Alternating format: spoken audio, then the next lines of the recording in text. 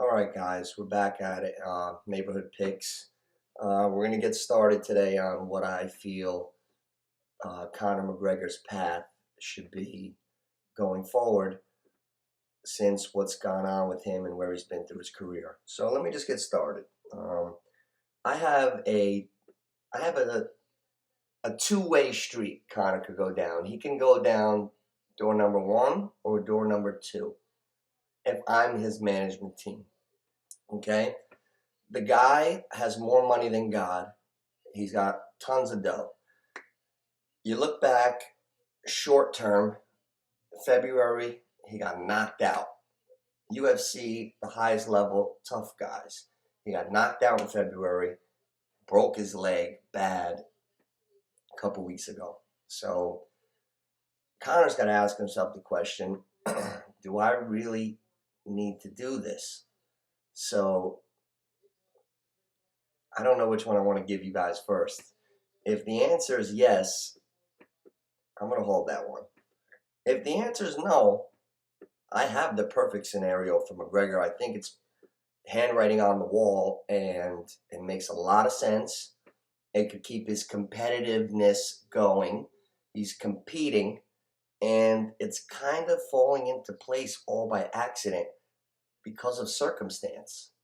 So McGregor breaks his leg. He's down for a year. He's not going to be training like that for the next year. He's got to get better, rehab, then get going again.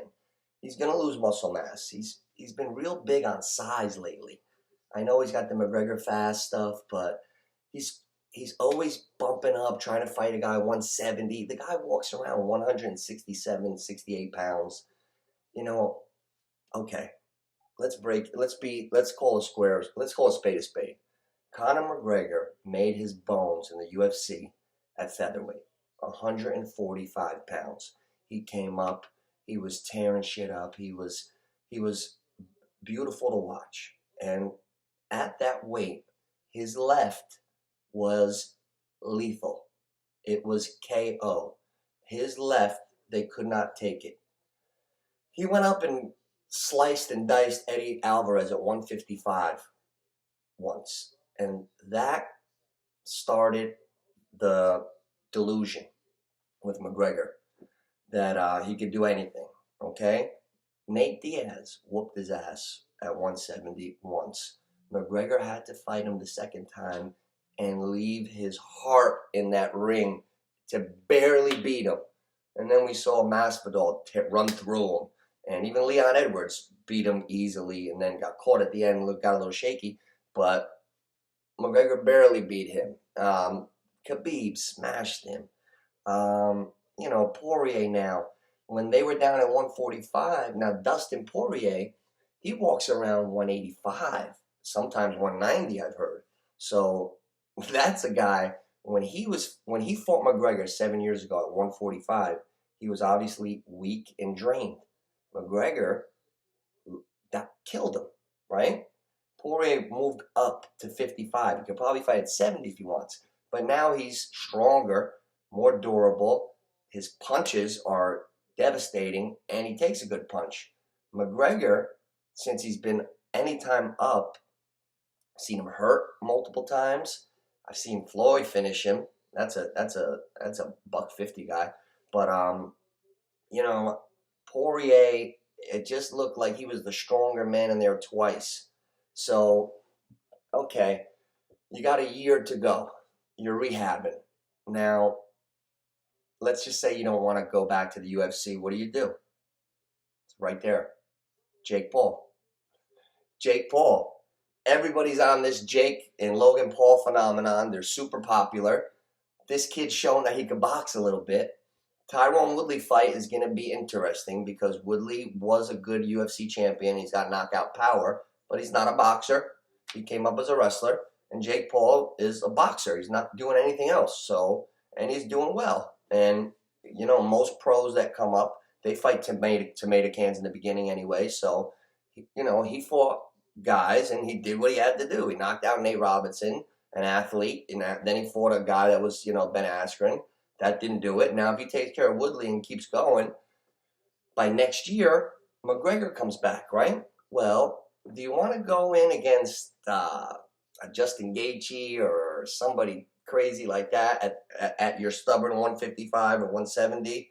Diaz again, war, going to be a war because your punches don't do anything to him. He's a zombie. Or you go fight Jake Paul.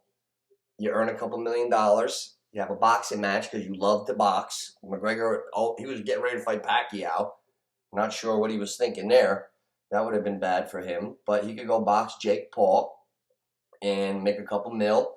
It'll be huge. And they could probably get it done in a year. This guy will heal. And, he's got the money for the trainers and the super supplements, whatever the fuck these guys are taking. And it'll be, it'll sell. It'll be huge. And from a marketing and a business, entertainment standpoint, it's a home run. So that's door number one for Conor, right? But then there's the common sense door. If he wants to be respected as a UFC fighter and become a champion again, possibly, and dominate again and finish the way he started, would be to do what I'm about to tell you. He's got to go back to 145. Forget this. How do we look at 170? Oh, how do we look at 170? Like, listen, pipe down, buddy. You're a $158 natural, bulked up over the years, always lifting, doing crazy workout, supplements. You got yourself ballooned to 168. That's the biggest you could be. Fight at 145. Be at your natural weight class. Fight those dudes. Have your legacy where it should be. And then that leads me to why you should do this. Because there's another guy that I think he's at 135 right now, but by next year and what he's doing, he is the new McGregor. He's the new superstar of the UFC, basically, coming up. The kids love him. He's nice. His hands, he loves to box. He's ridiculous. Sugar Sean O'Malley. That's where you go.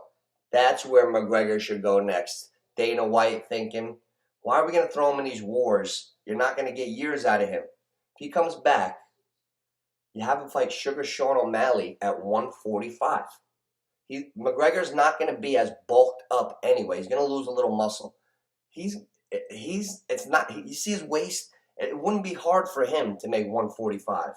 But, he's the one who chose to try to be a big guy. You know what I'm saying? So it's either go fight Jake Paul, make a couple mil, then you could always go back to the UFC, or get back into the UFC, stay trim, don't try to be so bulky and this and that, come in lean. He's in his 30s now anyway, so it's harder to keep bulky muscle on, so he should be able to come in at 145. And if he ever fights Sugar Sean O'Malley, that's a mega fight. And then again, McGregor comes out on top. O'Malley, it's two superstars colliding, and everybody's gonna wonder, can McGregor do it? But now he's back down with a lighter guy, not a dude that walks around at 185, 190 pounds. He's fighting a light dude again.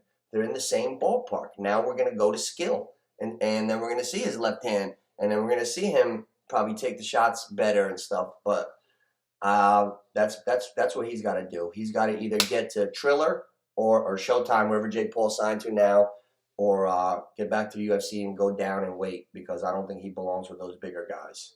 So that's my thoughts on McGregor's path going forward after he heals up. All right? Take it easy.